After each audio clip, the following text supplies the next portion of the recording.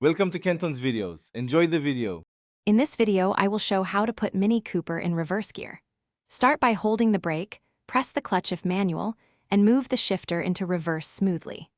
Confirm the reverse light is on and check all mirrors plus a shoulder glance before easing off the brake. Release the clutch slowly while applying gentle throttle in a manual, or ease the brake in an automatic to start reversing with controlled movement. When using a manual Mini Cooper, find the clutch bite point and coordinate it with light throttle to move backward smoothly. Keep revs moderate and avoid sudden clutch dumping to prevent lurches or stalls.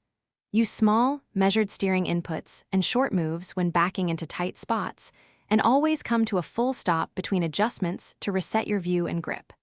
Regular practice in a safe area builds steady control. If you're finding this helpful, please subscribe and like the video. It really helps. Quick recommendation. The Kindle Paperwhite is perfect for reading manuals and how-to guides while waiting in the car, with a glare-free screen and long battery life. I use it to review parking tips and diagrams before practice sessions. Check the description for the link and other deals, and now let's get back to the video. For an automatic Mini Cooper, hold the brake firmly and shift from drive to reverse without revving the engine. Wait a moment for the transmission to engage, then ease off the brake to let the car move back slowly. Use light steering inputs and brief stops to adjust position precisely, and apply the parking brake when parked on slopes. Staying calm and deliberate keeps both the car and surrounding people safe during reverse maneuvers.